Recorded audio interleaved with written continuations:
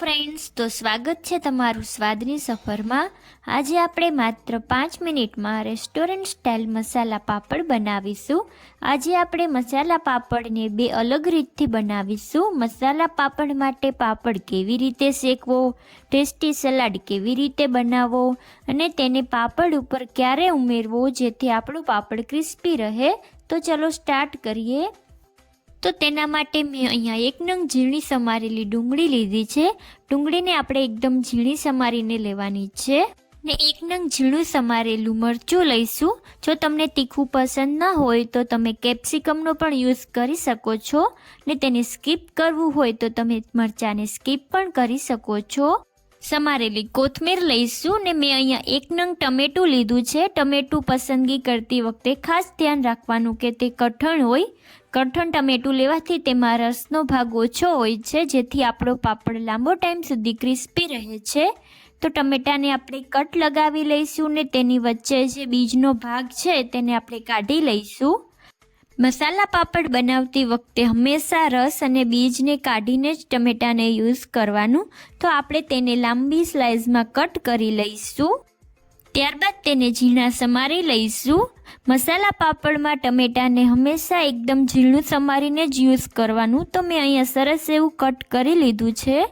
તો હવે સલાડ બનાવીશું। તો તેના માટે આપણે કટ કરીને રાખી છે તે ડુંગળી એડ કરીશું ને તેમાં આપણે કટ કરેલું મરચું એડ કરીશું, ત્યારબાદ તેમાં આપણે કટ કરેલી કોથમીર એડ કરીશું ને આપણે સમારીને રાખ્યું તે ટમેટું એડ કરીશું ને આ સલાડને સરસ રીતે મિક્સ કરી લઈશું। આ સલાડ બનાવતી વખતે આપણે આમાં કોઈ પણ મસાલા એડ નહીં કરીએ। જો આપણે સલાડમાં મસાલા એડ કરીશું તો સલાડમાંથી પાણી છૂટવા લાગશે ને આપણો પાપડ લાંબો સમય સુધી ક્રિસ્પી નહીં રહીએ। તો તમે જોઈ શકો છો કે આપણો સલાડ બની ગયો છે। હવે આપણે મસાલો બનાવીશું। તો 1/4 ટીસ્પૂન જીરું પાવડર નાખીશું ને 1/4 ટીસ્પૂન સંચળ પાવડર નાખીશું। સંચળ બહુ વધુ નહીં નાખીએ કારણ કે ચાટ મસાલામાં હોય જ છે ને અડધી ચમચી લાલ મરચું પાવડર નાખીશું ને અડધી ચમચી ચાટ મસાલો નાખીશું ને બધા જ મસાલાને આપણે સરસ રીતે મિક્સ કરી લઈશું। તમારે હંમેશા મસાલો બનાવીને જ રાખવાનો જેથી આપણે તેને પાપડ બને એટલે તેમાં તરત જ સ્પ્રિંકલ કરી શકીએ જેથી આપણો પાપડ ક્રિસ્પી રહે। તો તૈયાર છે મસાલો। તો હવે આપણે જોઈશું કે મસાલા પાપડ બનાવવા માટે કેવા પાપડની પસંદગી કરવી। તો મેં અહીંયા અડદના પાપડ લીધા છે।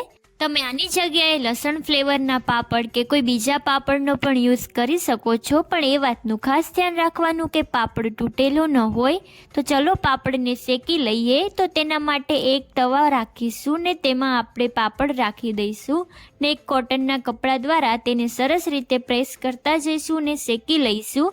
તો પાપડને આપણે ફેરવતા જઈશું ને કપડા દ્વારા પ્રેસ કરતા જઈશું જેથી આપણો પાપડ સરસ રીતે શેકાઈ જાય। હવે આપણે બીજી રીત પણ જોઈ લઈએ। તો તેના માટે એક તવામાં થોડું તેલ લગાવીશું। આપણે ઓઇલનો બહુ વધારે યુઝ નહીં કરીએ ને તેમાં પાપડ રાખી દઈશું ને તેને પ્રેસ કરતા જઈશું।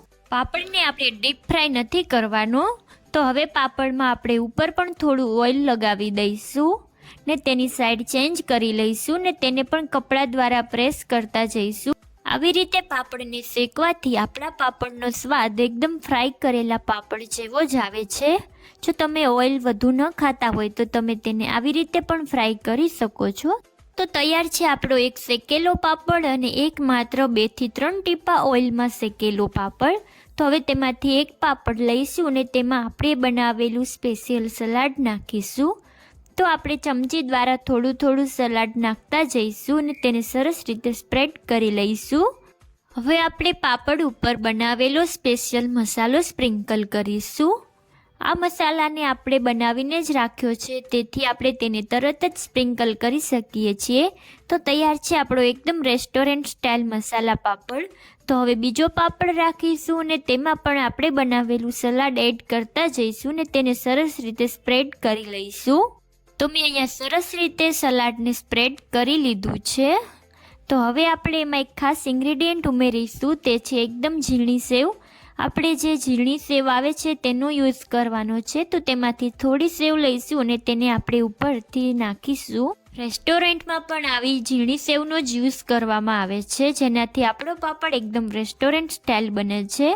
તો હવે તેમાં આપણે બનાવેલો સ્પેશિયલ મસાલો સ્પ્રિંકલ કરી લઈશું. તો તૈયાર છે આપણો પાપડ. જો તમને મારી રેસીપી ગમી હોય તો વિડીયોને લાઇક કરો, શેર કરો અને ચેનલને સબસ્ક્રાઈબ કરવાનું ભૂલતા નહીં. ને બાજુમાં આપેલું બેલ આઇકન દબાવો, જેથી વિડીયોની નોટિફિકેશન સૌથી પહેલાં મળે. ને મને કોમેન્ટ કરીને જણાવજો કે તમને રેસીપી કેવી લાગી.